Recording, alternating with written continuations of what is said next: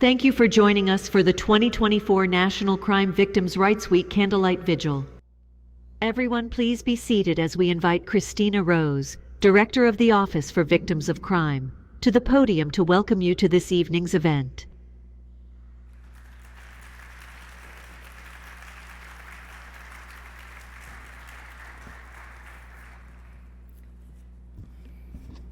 Good evening, everyone. Thank you so much for being here with us tonight.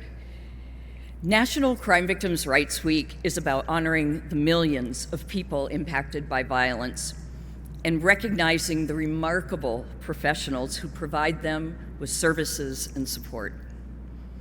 Tonight, I welcome all of the victims, survivors, and those of you who have made it your life's work to improve access, options, and rights for crime victims. I specifically want to welcome Attorney General Merrick Garland,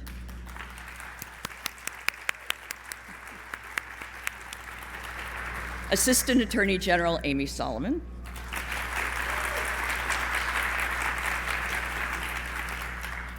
Assistant to the President Greg Jackson from the Office of Gun Violence Policy,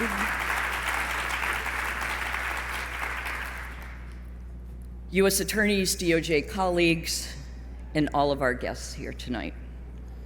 As I look out at all of you, I am so filled with gratitude.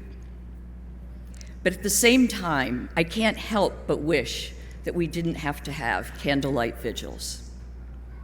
I wish that no one in this country was a victim of crime, nor any family member personally impacted by crime in its physical and emotional aftermath. But I know that's not our reality. I know that there are so many people in this country who have been affected by crime, many more than the statistics show, and that so many have no idea that help is available to them. Recognizing and changing that reality, making a positive impact for victims and survivors, is the reason that my office, the Office for Victims of Crime, exists. At OVC, it's our job to provide the funding and the expertise, along with the professional technical assistance to support victim services programs all across the country. A snapshot of our impact can be measured this way. Victims of Crime Act, or VOCA as we call it, paid for over 3 million nights in emergency shelters last year. VOCA dollars funded over 3.5 million therapy sessions for crime victims last year. And VOCA dollars made it possible for more than 8 million survivors to gain access to critically needed services. So if you lined up all of the people on the National Mall from beginning to end, you could fill it up 8 times over with the number of people that VOCA dollars were able to support. Picture that for a moment, 8 times. So what does that tell you? I'll tell you what it says to me. First, it means a lot of people are being served. And I'm so proud of every victim and survivor that comes forward, because we know what remarkable bravery that takes. But then second, these are just the ones that have been served. Research suggests that only a fraction of crime victims seek help from the formal support networks. We know that there are many more who want to help or want to get help, but they don't know how to come forward. They don't know who to ask for help. It's the informal helpers that survivors are more likely to reach out to first: the friends, the family, the roommate, the coworkers. And that's why it's so important for all of us to play our part, whether you're in the victim services field or not. This year's Crime Victims' Rights Week theme asks a very simple but profound question: how would you help? Think about what a difference it would make if more people knew how to help, and we could reach those who have been harmed earlier in their lives with services and support. Think about the years of suffering that we could take back. We know that there are people who experience trauma way before they found themselves involved with the criminal justice system. If someone had helped, maybe that pain to prison pipeline could have been avoided. You don't have to make it your life's work to help someone who has experienced trauma from crime. Even the smallest gesture can make a difference. So consider this. What would you do if a family member or a close friend confided in you about abuse they had suffered as a child? What if a neighbor expressed fear of an abusive partner? What if you noticed a coworker had become unusually withdrawn and had been missing more days of work than usual? What if you learned that a child in your kid's classroom just lost his or her sibling to homicide and the family couldn't afford a funeral?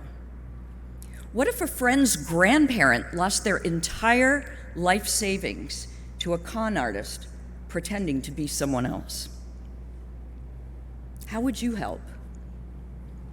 Your response could be as simple as knowing the phone number for a crisis hotline, like the Elder Fraud Hotline. Being aware of organizations in your community that offer free help for trauma survivors. Knowing that crime victim compensation exists, and maybe even helping to fill out the application. But sometimes it's just about listening. Listening with compassion and listening without judgment. So why is this year's theme so important? Because it's impossible to rely only on the incredible victim service professionals to guide victims and survivors to the help that they need. There just aren't enough of these angels. And so we all need to play our part. We need more people, like the funeral director in Baltimore, who personally drives victims to the compensation office.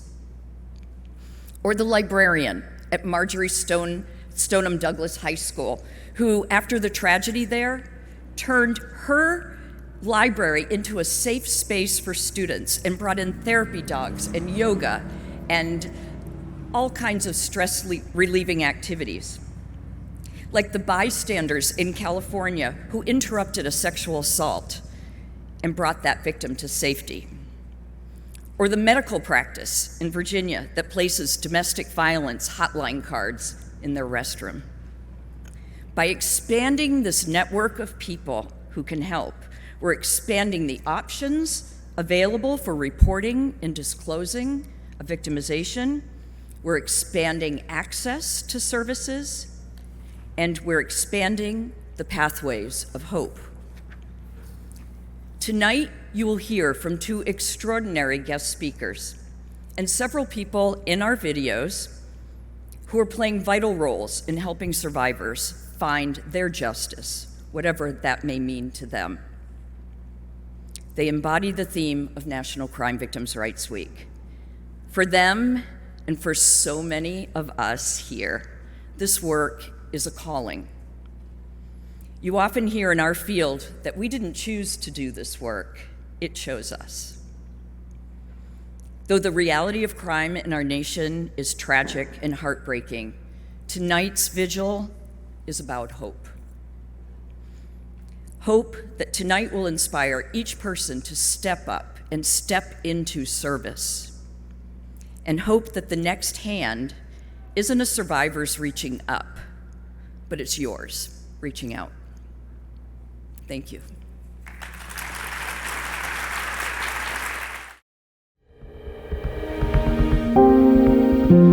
We all have a role to play in helping crime victims find healing. Knowing what the options are is so important because every survivor is different.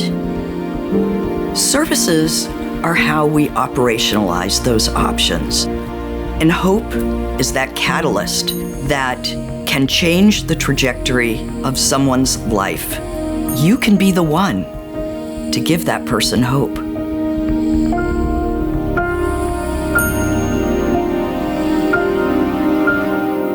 At the heart of domestic violence is one person exercising control over another.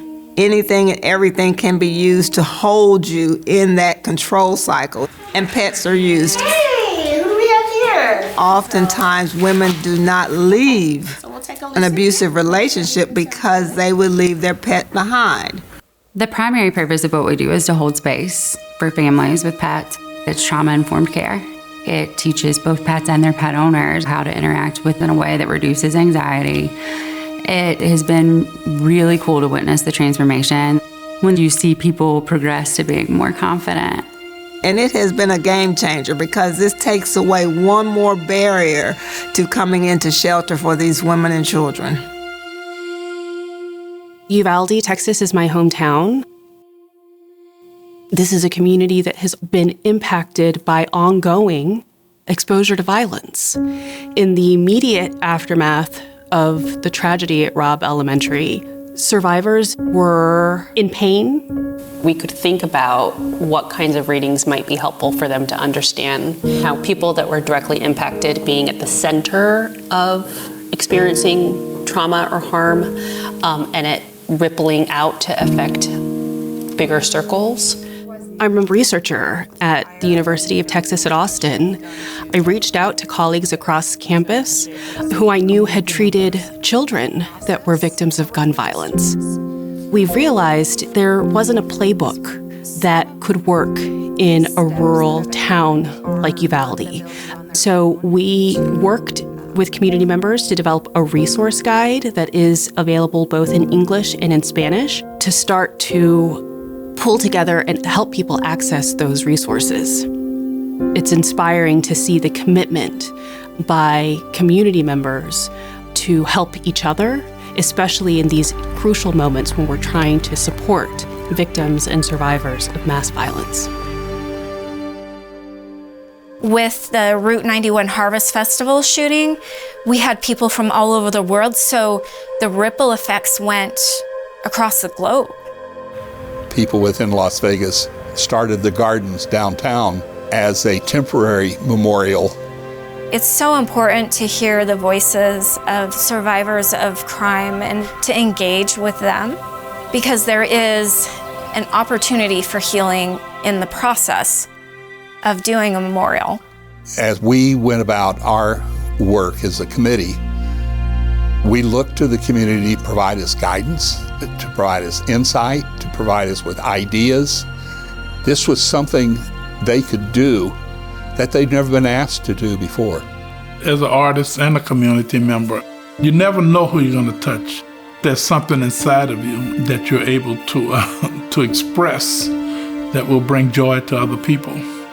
There were so many beacons of light, people wanting to help in whatever capacity they could.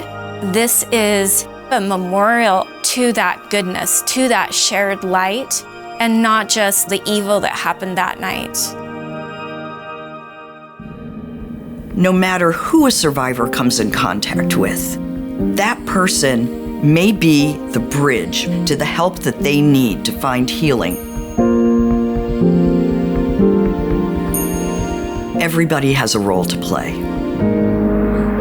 How would you help?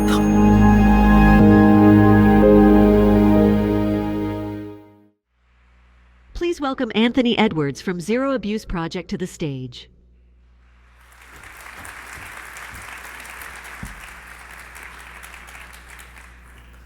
Hello,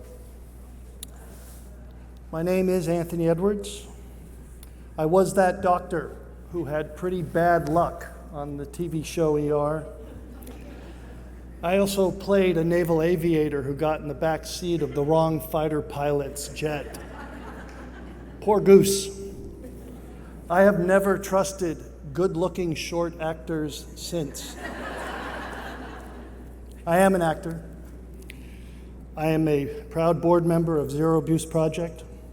I'm a father of 4, a husband, a good skier, a slow marathon runner, a lifelong traveler. I'm a Formula One fan, I'm a Dodger fan, I'm a pretty good cook, and I'm also a survivor of childhood sexual abuse. Thanks to trauma-informed therapy, group work, loving friends and family, that last moniker no longer fuels fear in my life. I have changed. A candlelight vigil, it evokes images of light and quiet, light to see and quiet to listen. Children as victims of crime, so difficult to comprehend. Hurting a child, sexually abusing or assaulting a child, every parent's nightmare. There's no defense of it, there's no controversy. Everyone wants it to stop. We want it to change.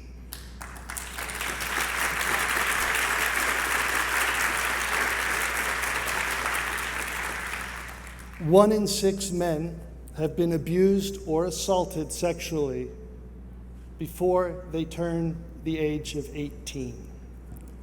That's 30 million American men who are walking around, and most of them are not talking about it. But that also means that there's 30 million American men who have the possibility of becoming advocates. Men who are one conversation away from starting a journey of recovery that could contribute to the change. Now, most of them are silent. I was 52 years old before I started talking. I'd run out of ideas as to why my life had become completely unmanageable. All of my absolute worst fears were coming true, and I felt helpless. It's only when I began trauma-informed therapy to look deeply into the sexual abuse and assault that had happened to me when I was a kid did I start to change my life. I had been carrying the shame of it being my fault for 40 years. 40 years before I disclosed and got help. Turns out 40 years is the average amount of time it takes for men to disclose. 40 years, it's a lot of time for perpetrators to add to their list. It's a long time for men to try to keep trauma buried. And we know the harm of unprocessed trauma. Many will abuse themselves with alcohol and drugs. Many will find themselves in failed relationships, or unable to maintain consistent work. How many suicides can be linked back to the effects of unprocessed trauma? With the organization 1 in 6, I've been fortunate enough to spend lots of time with men and women on military bases talking about the importance of normalizing the conversation around sexual abuse and assault. Our leaders in the military who have commissioned this education, they know the negative results of untreated trauma and how it affects the health and abilities of men and women who must be in their best shape to survive in this life and death environment in which we ask them to serve. Starting when I was 12 years old, the person that I loved, that I trusted, that inspired me so much, assaulted me. He broke something in me. That's what you'll hear from a lot of victims. Something in me broke. Because when you're a kid, your job is to love and be enthusiastic and trust in your surroundings. As a kid, that's your job. That's your business. Adults are supposed to set the boundaries and keep you safe. Something inside me broke that night of the assault, and the world went from a place of trust and love to one of fear and conditional relationships.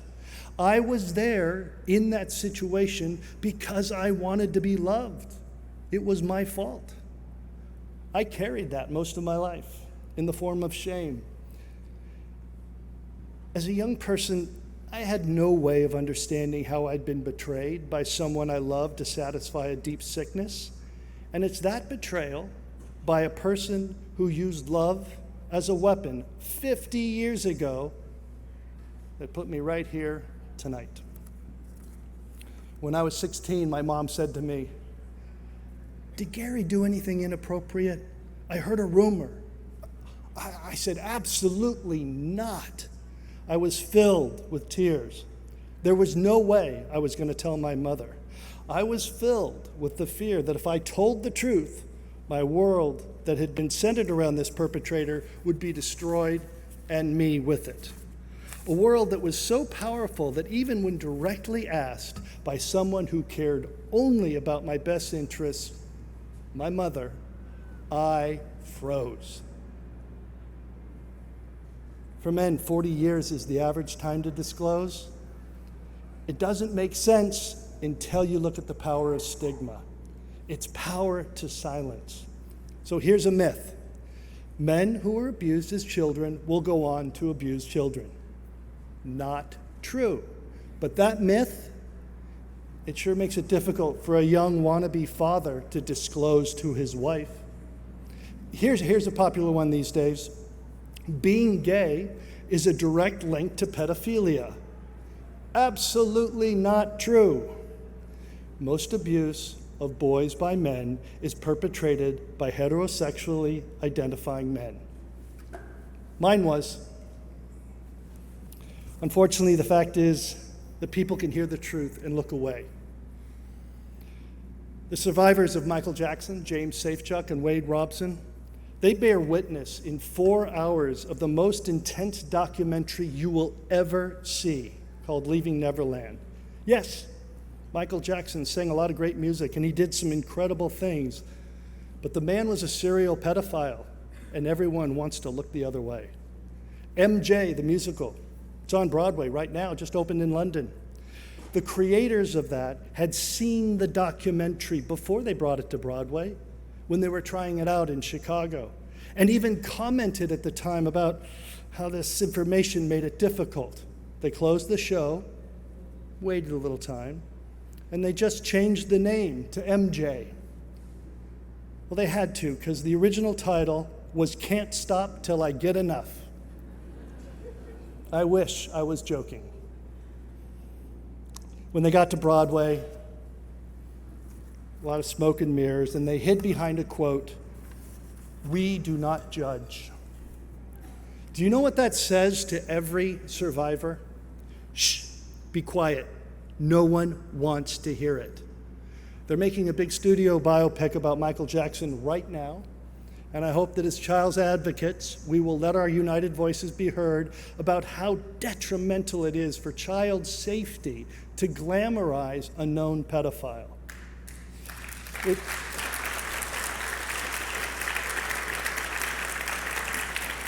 Look, we know it is uncomfortable for people who have not been abused or assaulted to even speak about it. Imagine how difficult it is for a survivor to have that conversation. A boy who was manipulated and controlled by a perpetrator to believe that it was their fault. Why don't men disclose? There's so many basic stereotypes are socialized into us as children. We all know real men don't cry. Men are tough. Men suck it up. Men get over it. Men move on. But the reality is we don't move on.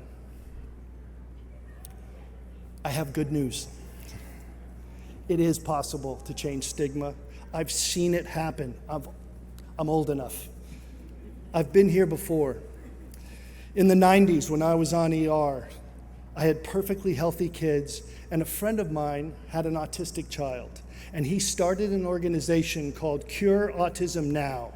They were going to cure autism, and they went after it with the passion that so many of you live with every day in your work. And besides pursuing science, they knew that they had to break stigma. The stigma at the time involved the idea that autism was caused by bad parenting and there were no treatments or protocols. But by telling the truth and shining a light, attitudes and perceptions changed. I am so proud that after 5 years of work, autism research, with our help, became a big part of the Children's Health Act of 2000.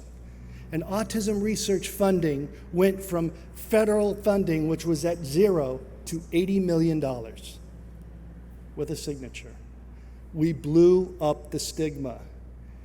And I have to say, it's really nice today to see that people take it for granted that there's no shame in having an autistic child. but it wasn't always that way. Luckily, there is a place that is specifically designed for men to begin their journey of recovery. I found it 10 years ago. 1in6.org has been around for 16 years. They're providing resources, support, and even anonymous online support groups, all to help men take their first steps in recovery. And we're happy to announce that 1in6.org is now under the umbrella of Zero Abuse Project, which means that we now have partners, and we and our work and actions can grow. So let's take the power away from the abusers and create safe spaces for survivors to have that first conversation that usually starts with, something happened to me when I was a kid. 30 million American men who are mostly not speaking. We can help break the silence, and no one has to yell. We are all here for change. We want to change the statistics, and we can't do it alone. That's how perpetrators thrive, isolating victims. We must work together. We must lower the average time for disclosure so that we can react as soon as possible to stop perpetrators. Let's take the time, find the space, and get quiet enough to hear from the 30 million. I do have a warning. Every Thursday night, I gather with a group of male survivors on Zoom. Every week it's the same. We start out, no one has anything to say, nothing to say, I don't want to say. All of a sudden, 90 minutes has flown by. Another stigma is broken. Because you think women are chatty? You won't believe what happens when you get a bunch of male survivors together and really start talking. We can take the inspiration from tonight, light and quiet, and let's break the silence and normalize the conversation together. Thank you. Thank you, Chris. Thank you. When I first came into the anti-human trafficking movement, the voices of people with lived experience were missing.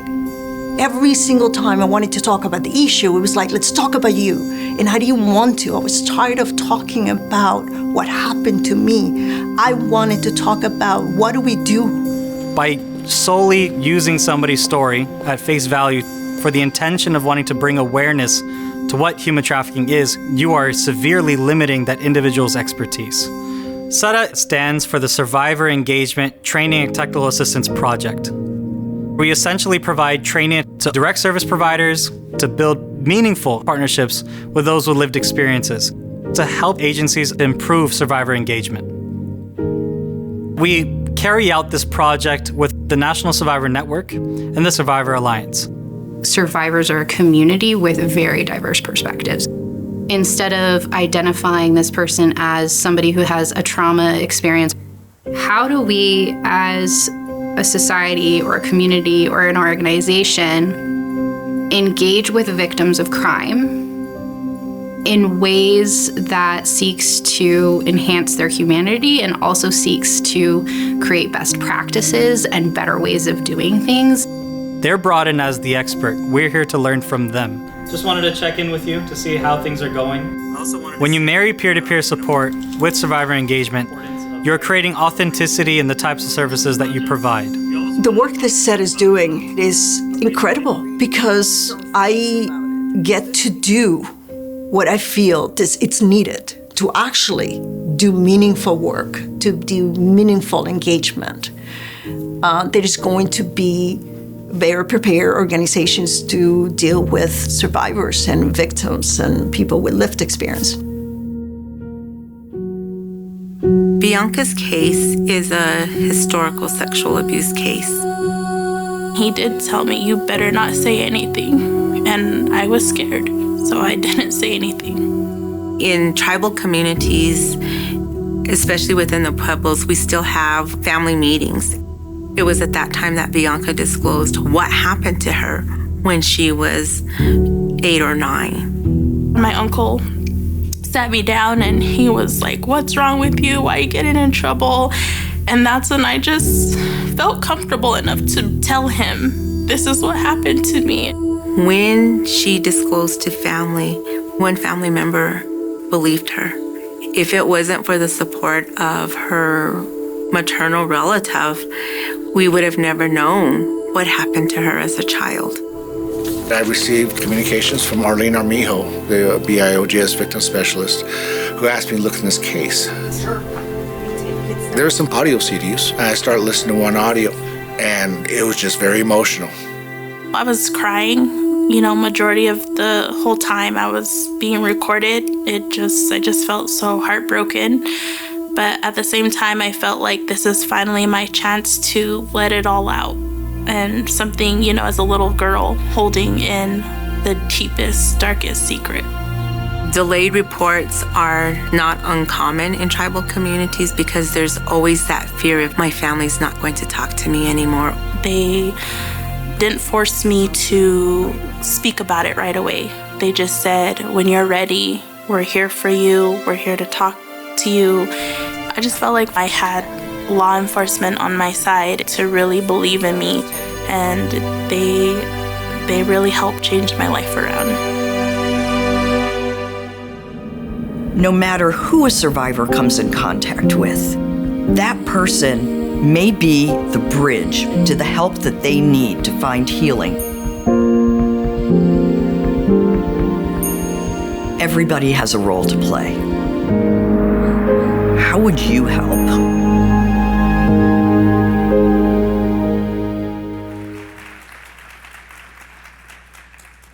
We now invite Brenda Glass, Executive Director of the Brenda Glass Multipurpose Trauma Center, to the stage.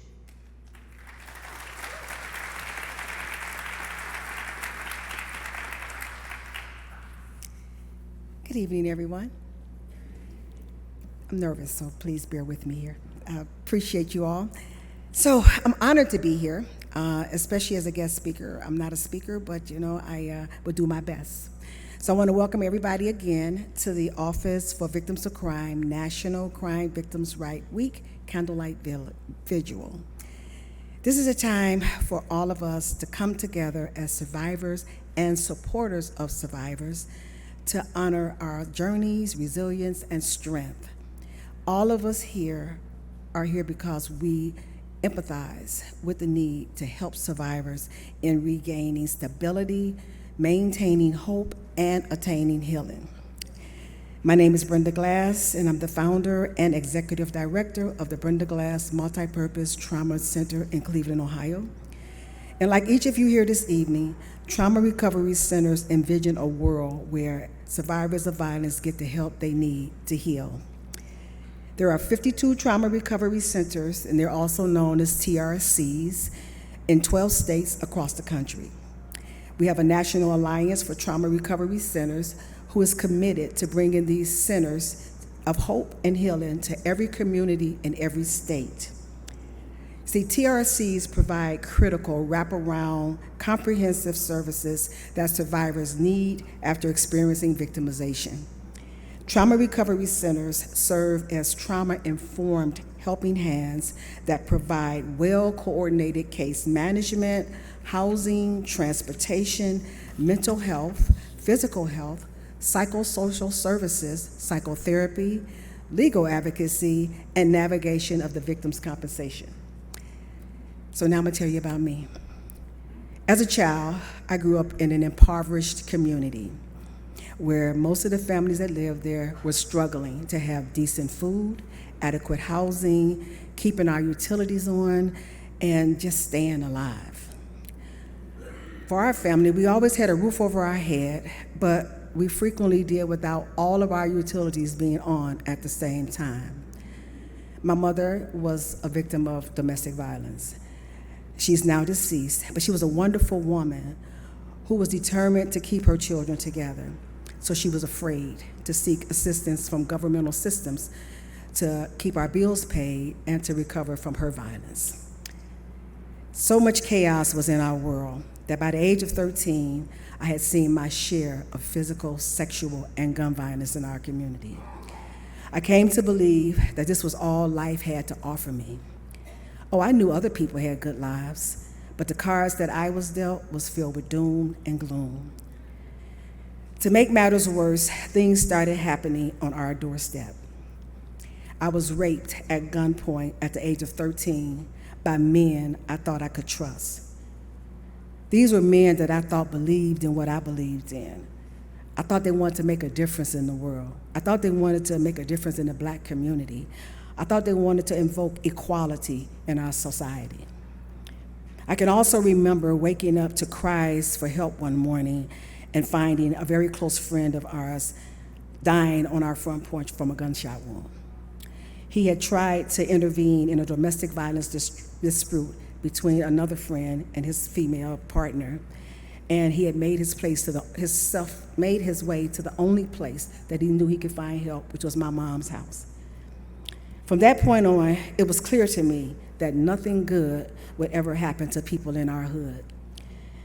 It was as if there was no way out. At age 17, I began to date. And so I embarked upon years of domestic violence and abuse in domestic violent relationships. I continued to witness countless murders, beatings, and drug dealings. And as my hopelessness deepened, the anger and hatred I developed was indescribable. But none of this was unique to me. Many girls and boys were subjected to similar trauma and, like me, had nowhere to turn. We were subjected to systems failure, resource failure, and an insurmountable lack of emotional support. You see, I couldn't seek help from legal systems without the legal system involving Child Protective Services, who would then likely remove me and my siblings from my mom's home because of my brutal rape. I could not tell my mother about what happened to me to help me get counseling services because I knew she would feel guilty. And I also knew that the counselor that helped me would involve Child Protective Services. You see, systems typically address trauma by disrupting the family unit. They do what they believe is best for the family instead of asking the family what is best for them. So there wasn't an opportunity to obtain needed resources for the fear of the questions that would be asked that could also jeopardize my life and the life of my family. Who could I turn to for emotional support? Who could I turn to for help? How could anyone help me? My anger fueled a sense of hopelessness and worthlessness that became a part of my identity to such a degree that toward the end of my hell, I wanted to end my life. I had been exposed to significant trauma and had been sucked into the negativity and despair of our community. I became a contributor to violence. The main thing that I hated was now a part of my life. After 5 years of hell, I cried to God in desperation, demanding that if he was not going to allow me to die, then give me a life that I wanted to live. As they say, be careful what you ask for. It's been a long, beautiful journey to get where I am today. The question today is, how would you help? I guess Jesus answered that for me. He commissioned me to go back into other people's hell, the same place I had been delivered from. He commissioned me to go back. He asked me to bring others out. And when you think about it, why not me? I understood the pain, the devastation, and the destruction. I also recognized the needs that those people who are stuck, just like me, needed to get. What I did not know before, I now know, and can offer help in ways that are meaningful and fruitful. You see, we as victims, we can't make it out by ourselves. We need help from everyone in every sector of our society. We need laws that will protect, heal, and restore both victims and those who harm. As a victim, I was not so much interested in, seeing the person that harmed me or my loved ones pay for what they did. What I wanted to know was why my life didn't matter, why the lives of my family didn't matter, What I realized is that a person cannot make your life matter when their life doesn't matter to them. As God healed my pain and my broken spirit, I began to desire that same healing for all those who are suffering in their hell. That is how I would help. I would sacrifice my time, my money, and my life to help others heal holistically, giving them a real chance at building a new life for them and their families. You see, it truly takes a village to recover from violence. We can only break the cycle if we support everyone's healing, and I mean everyone, those who harm and those who are harmed. My journey started out with non-traditional helpers, those we do not typically see as helpers. One such person is the police officer who came to investigate a charge against my teenage son. After a very heated discussion, mostly on my part, yeah, I was bad. He determined that God had really sent him to me. He determined that I didn't need to go to jail, that I really needed Jesus. And I can still hear those words ringing in my head today.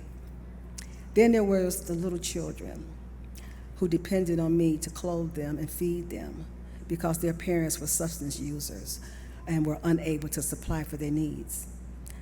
I can still see their faces and hear their cries when they begged me not to kill myself when I wanted to end my life. Then there was a correction officer while I was in prison who developed an interest in my healing, and she always had a kind, encouraging word for me each day I passed through the dining hall.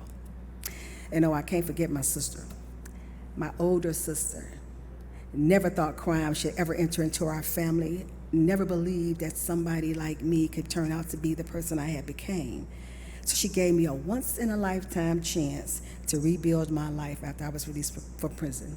She let me get paroled to her home. She let me use her vehicle.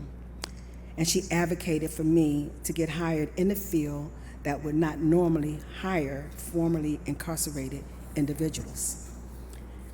Then there was the church that prayed for me while I was incarcerated. And then I subsequently joined that church in 1992. There was a pastor there committed to helping everybody. His name was Philip Brown. He asked me to work with underserved, at-risk youth in 2003. And that's when my commitment to this work began. I had a manager of the lab I was working in, and she saw my worth, but she also saw my journey, and she wanted me to be able to help others in the community. And so she promoted me 3 times to put me in a position to where I can have plenty of time to do what I needed to do. And so that's when I started to go to school to get my social work degree. As I went, there was a Sister Cooney, Kathleen Cooney. Ursuline College is a prestigious college, and they didn't want cons in their school. But Kathleen Cooney helped me get into the social work program, and she encouraged me every step of the way. She believed in me, and she would not let me fail. After graduate school from Case Western Reserve Mandel School of Applied Social Science with my master's degree,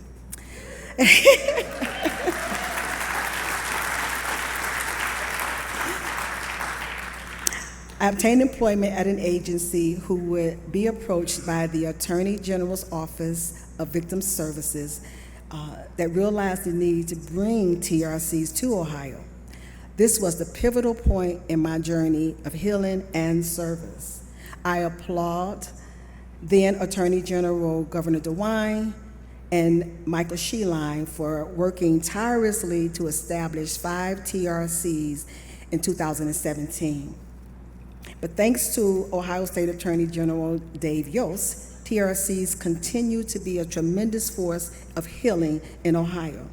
We need to ensure that VOCA funding is replenished with the funds needed to enhance the work that is already being done and expand services for all victims. Yes.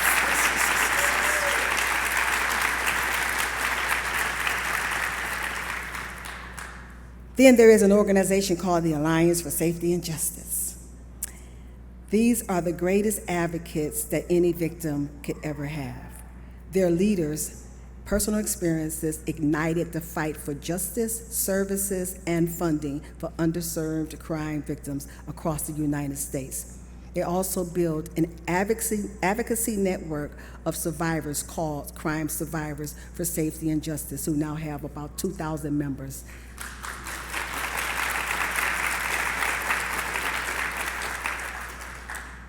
I am also extremely grateful for the hard work and support of the Office for Victims of Crime, who are working to get funds into the hands of community-based organizations like trauma recovery centers, who are on the ground daily, meeting victims where they are and walking them through the healing process.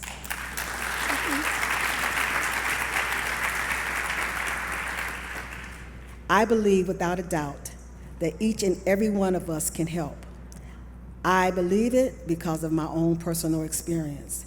There are so many meaningful ways to provide needed support, options, and opportunities that create hope and healing.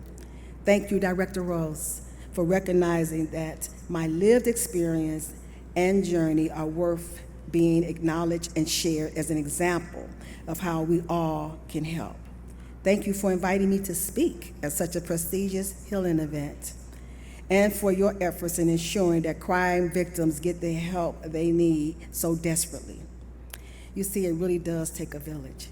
A village helped me, and I encourage each of you to be part of the healing village of hope and ask yourselves, how would I help? And take a healing action to make it a reality. Thank you. Thank you, Brenda. Thank you, Tony, for your poignant remarks and for being a bright light for so many people. We are very, very fortunate to have you as our allies in this work.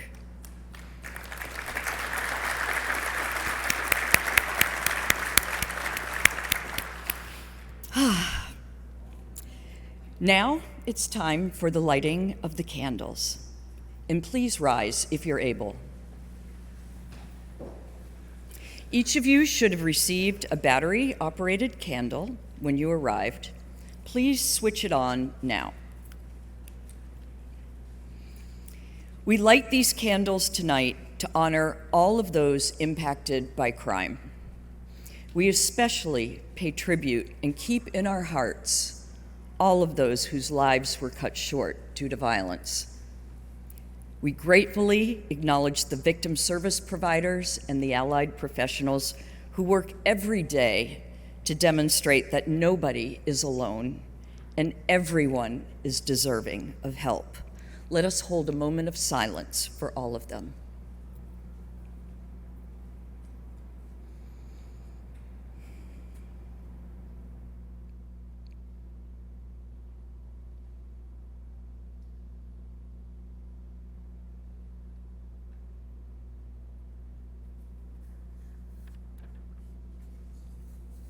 Thank you. Before we close, and please have a seat. Before we close, I'd like to ask some very special victim advocates to please come up on the stage.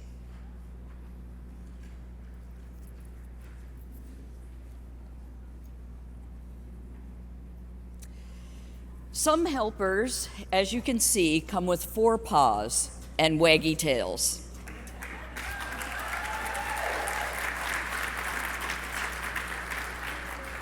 Meet Geo and Geo's handler, Melody Tittle, and Wally, and Wally's handler, Dr. Stacy Beers from the FBI's Victim Services Division.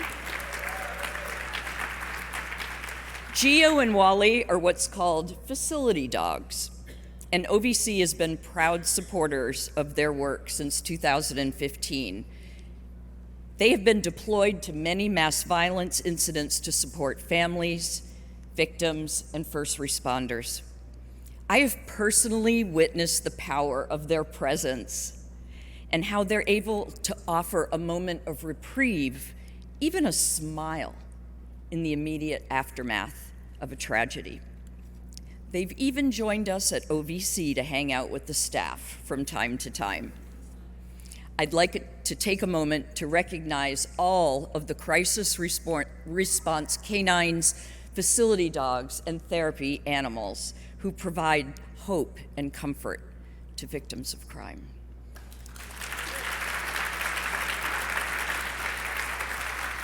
Stacy, would you like to speak? Good evening, and thanks for asking us to be here this evening. We're really honored to be here tonight to share an innovative approach to working with crime victims. The theme, How Would You Help, is the FBI's innovative approach to working with crime victims. We've had Wally NGO for 8 years. They have supported 13 mass violence incidents and over 2,000 victims and families since we've had them. They are facility dogs, they're certified facility dogs, and they have the highest certification from Assistance Dogs International, and we're just really honored to be at the other end of the leash and to witness the healing and the hope that Wally NGO brings. So thank you very, very much.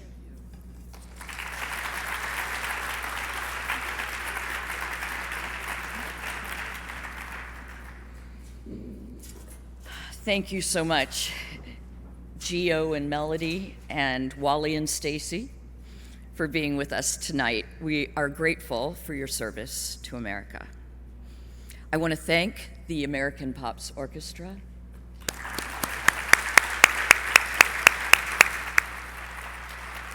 Beautiful vocalist, Bela Witten. I want to thank Robin Smith at Video Action, Joseph the editor, producers Betsy and Dylan for their beautiful work on the theme videos that you saw tonight.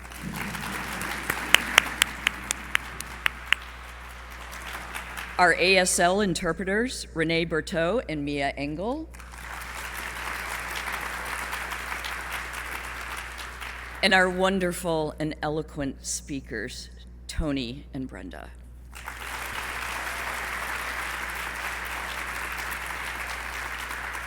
I want to thank all of the Saxman One staff. They're the contractors who put on this event for us tonight, and in particular, Susan Freight, for orchestrating this evening's event from the smallest detail to this beautiful tent that we're in today.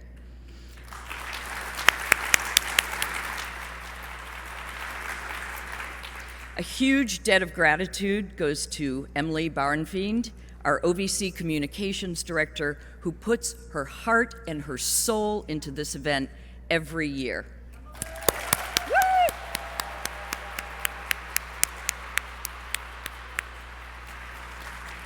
Thank you to all of our volunteers tonight and to all of the outstanding OVC staff. You are the reason that I go to work every day. Your dedication, your incredible work ethic, your extraordinary devotion to service is unparalleled. You're the definition of helper in more ways than one. On behalf of the Office for Victims of Crime, thank you for being here with us this evening. I hope to see all of you back here again tomorrow at 3 o'clock for the National Crime Victims Service Awards ceremony, where we will honor 8 remarkable individuals and organizations that have gone above and beyond in service to victims of crime. The American Pops Orchestra and Bela will now close out the program. Good night, take care, and safe travels home.